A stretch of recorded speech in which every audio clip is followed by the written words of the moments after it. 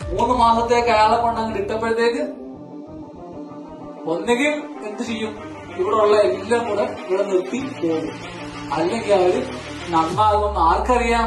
As an entrepreneur ആദ്യം അറിയാം, അവനാണ് ഓണ്ടർപ്രണർ. ഈ നേരെ നിൽക്കുന്ന ആള് ചുമ്മാ നിൽക്കല്ല, ഇയാള് ചെക്കറാണ്.